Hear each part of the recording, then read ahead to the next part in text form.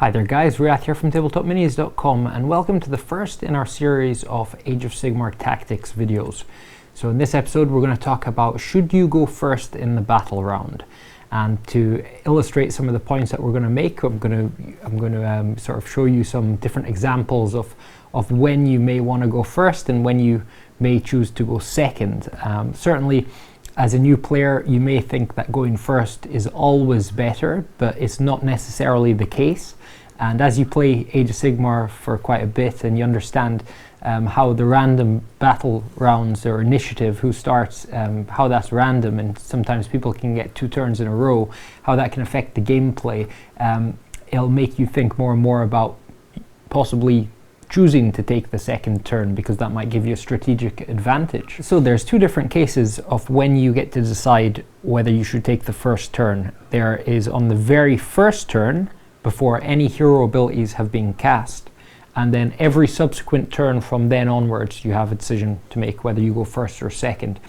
Now this is quite a big difference because on the first turn there's no hero abilities have been used or command abilities, so things like Inspiring Presence, Mystic Shields, things that can be quite important for your army depending on the configuration of your army. For example, you would have seen in many of our battle reports, if you have a unit like the Blood Reavers or the Skaven Clan Rats, anything that's low on bravery, it's quite important to get Inspiring Presence on them. If you don't get the first turn and your opponent does and he manages to inflict some casualties on that unit, it can be pretty devastating because you can have lots of, the unit can almost be wiped out by the number of fleeing models. So it's quite important in them cases that when you make that decision whether you take the first turn or not, you need to take into account the effect of not having them hero abilities up or command abilities up in that very first turn.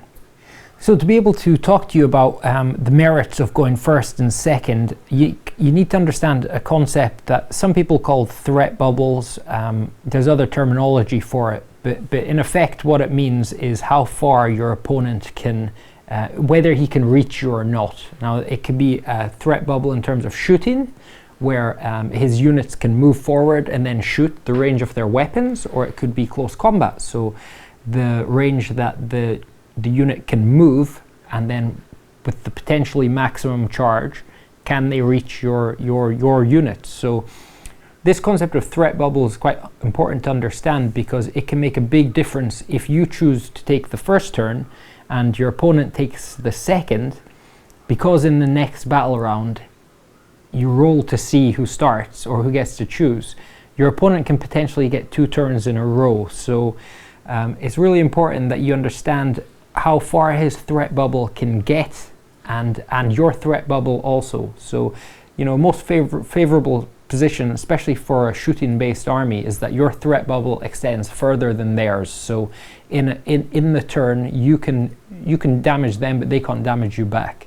So let's show you some examples. So first, to make an example here, we've got a standard setup on a board where we have a 12-inch deployment zone on both sides, and we have 24-inch gap between the armies. And let's say, for example, here we're using some very simple units here, hand-to-hand Blood Warriors and hand-to-hand Stormcast.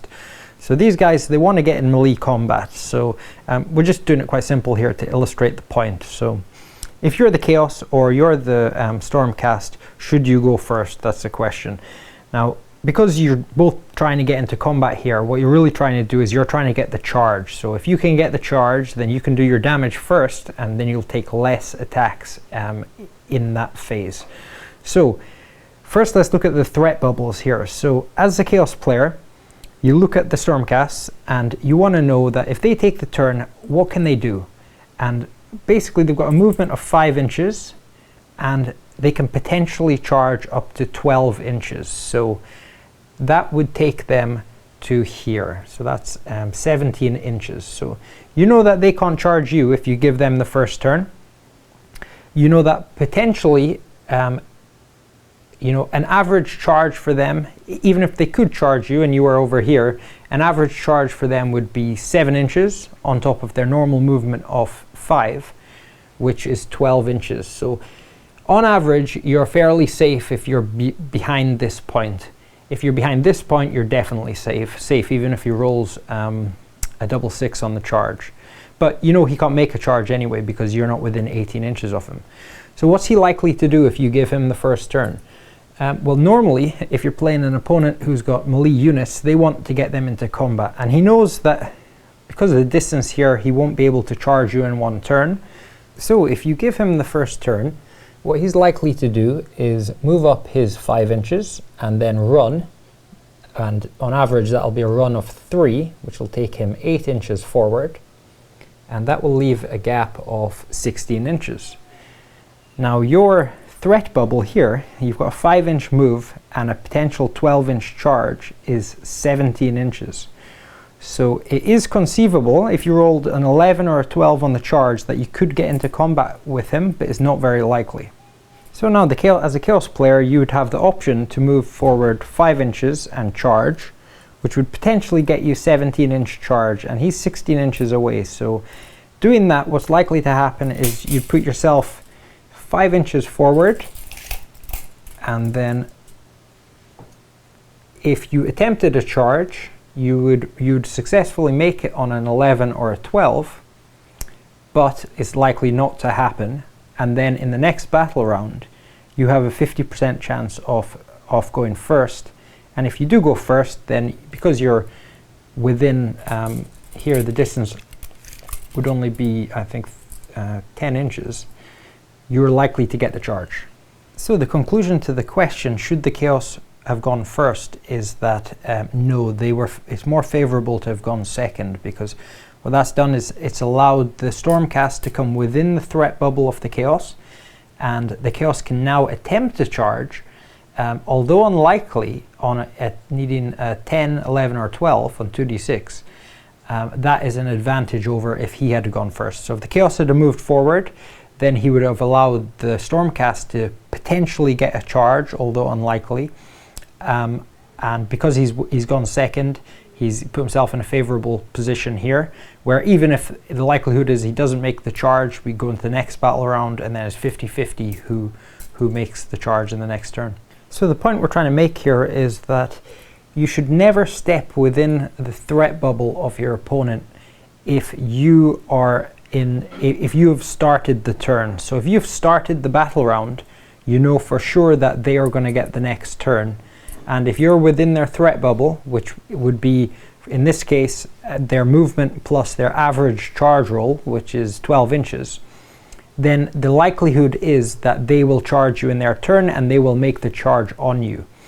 Now, if you're second in the turn to go, then stepping within their threat bubble is okay if you're planning on getting into hand-to-hand combat, because then in the following battle round, it'll be 50-50 who starts. So in that case, it may be favorable for you to step within their threat bubble. And on the flip side of this is if they come within your threat bubble and you win the next battle round, then it would be favorable for you to take the first part of that turn, because then you'll likely get the charge on them before they get, and do some damage before they can actually attack you back. So if you went into the next battle round and you were like this, where you've got less than a 12-inch gap, that's a 7-inch average roll plus the movement of your guys, which is 5 inches, then it's likely that you will get that charge. So it would be wise to take the first turn.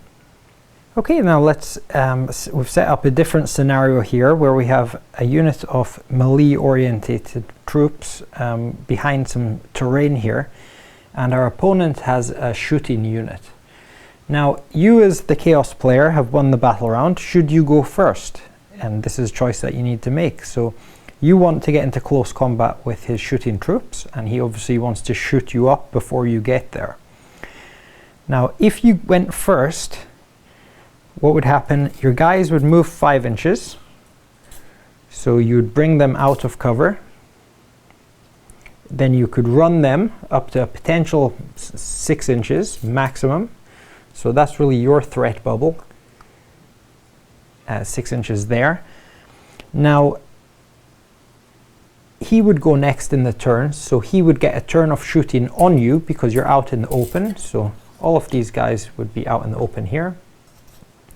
He would shoot at them in his round, and then in the next battle round, you'd roll to see who starts, and if he manages to win that, then he'll get another round of shooting on your Chaos guys before they can move forward and get within charge range of the Judicators. So what would be the better thing to do as a Chaos player? Well, it would be to let your opponent take the first turn of the battle round while you're behind cover here. So in his turn, he can't do anything to you because you're behind cover. Then in your turn, in the latter half of the battle round, you move out and you run. And then in the next battle round, if he manages to win it, then he'll only get one round of shooting on your Chaos. So what you've done there is you've let him take the first round because it was more favorable for you to do that, so that he could only get one round of shooting on your guys. And sometimes you'll have units that can shoot each other, like let's say we've got some high elf archers against some Judicators. In scenarios like this, where there's no other factors affecting your choice, it's always better to go first, obviously, because you can do damage on the enemy before they can do damage back to you.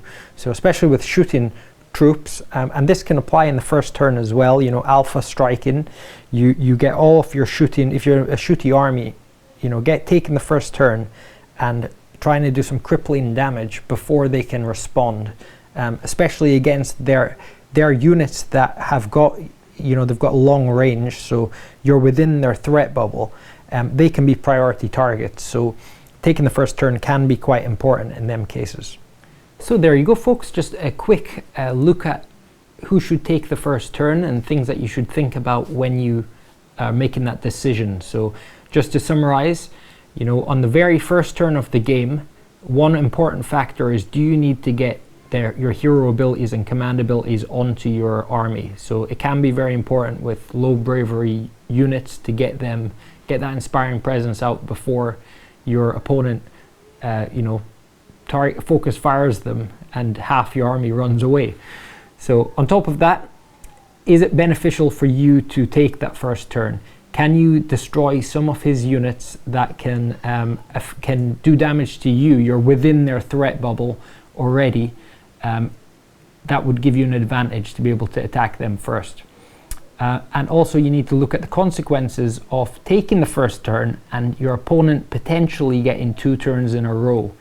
So them threat bubbles we were talking about, how far they can move and run, or how far they can move and then charge, you have to take into account, if they get 2 turns in a row, what's the implications of that? Can they get on some of your vulnerable units and so on? So I hope them little examples just gave you some food for thought to think about in your games, because it's not always better to take the first turn. In many cases it can be better to take the second. So thanks for watching, guys, and we'll see you in the next one.